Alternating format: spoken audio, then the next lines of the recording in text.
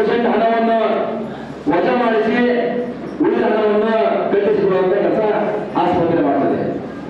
BPL ಕಾರ್ಡ್ನವರಿಗೆ ಅವರೇ ಕರ್ಕೊಂಡವರಿಗೆ ತೋರಿಸಿ ನಿಮ್ಮ ರೋಗಿಯ ಏನು ನಿಮ್ಮ ಇರ್ತಕ್ಕಂಥ ಸಮಸ್ಯೆಗಳನ್ನು ವ್ಯಕ್ತಪಡಿಸಿ ನೀವು ಆರಾಮ ತಕ್ಷಣ ನಿಮ್ಮನ್ನು ವಾಪಸ್ ಕರ್ಕೊಂಡ್ಬಂದು ನಿಮ್ಮನ್ನ ಬಿಡುವಂತ ಕೆಲಸ ಎನ್ಎಸ್ ಆಸ್ಪತ್ರೆ ಮಾಡುತ್ತೆ.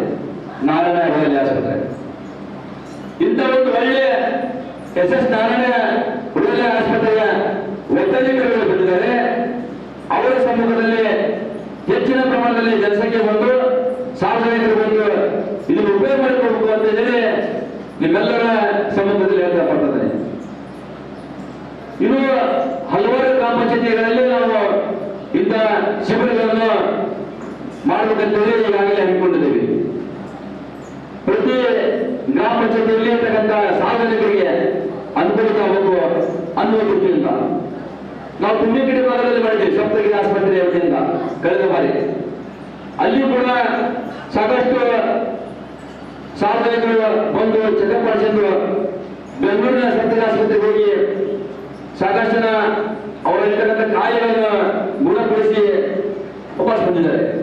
ಅವತ್ತು ಕೂಡ ಕರ್ಕೊಂಡು ಹೋಗಿ ವಾಪಸ್ ಬಿಟ್ಟು ಯಾವುದೇ ತರ ಪರಿಚಯ ತಗೊಂಡಿಲ್ಲ. ಇವತ್ತು ಅದೇ ರೀತಿಯಾಗಿ ಈ ಕಾರ್ಯಕ್ರಮ ಖಂಡಿತವಾಗಲೂ ಸಣ್ಣ ಕಾಯಿಲೆ ಇದ್ದಾಗ ಗುಣಪಡಿಸಲಿ ಅಂತ ಹೇಳಿ, ಯಾಕಂದ್ರೆ ನಮ್ಮ ತಾಯಿಯ ನಿಮ್ ಸಮಸ್ಯೆ ಹೇಳಿದೆ. ಆ ತಾಯಿಯ ಸಮಸ್ಯೆ ಇನ್ನೊಂದು ಹೇಳ್ತಾರೆ ಕೇಳ್ರಿ. ನಮ್ಮ ತಾಯಿ ಕೇವಲ 40 ವರ್ಷವಾಗಿತ್ತು, ವಯಸ್ಸುಗಳಾಗಿಲ್ಲ. ಗರ್ಭಕೋಶ ಗಂಡನಿಗೆ ನಮ್ಮ ತಂದೆಯವರಿಗೆ ಹೇಳುವಂತ ಸಂದರ್ಭದಲ್ಲಿ ಮುಚ್ಚಿಕೊಂಡಿದ್ದ ಪ್ರತಿಕೂಲವಾಗಿ ಗಂಡನಿಗೆ ನಮ್ಮ ತಂದೆಯವರಿಗೆ ಹೇಳಲಿಲ್ಲ ನನ್ನ ಗರ್ಭಕೋಶ ಸಮಸ್ಯೆ. ಆ ದೊಡ್ಡ ಪ್ರಮಾಣದಲ್ಲಿ ಕ್ಯಾನ್ಸರ್ ಆಗಿ ಎಷ್ಟೋ ಖರ್ಚು ಮಾಡಿದ್ರು ಕೂಡ, ಎಷ್ಟೆಷ್ಟೋ ದೊಡ್ಡ ಆಸ್ಪತ್ರೆಗೆ ಹೋದ್ರು ಕೂಡ, ಎಲ್ಲ ದೇವರು ದಿಂದರು ದೇವಸ್ಥಾನಗಳಿಗೆ ಅಡಿಗೆ ಹೋದ್ರು ಕೂಡ ಆರಾಮಾಗಿಲ್ಲ.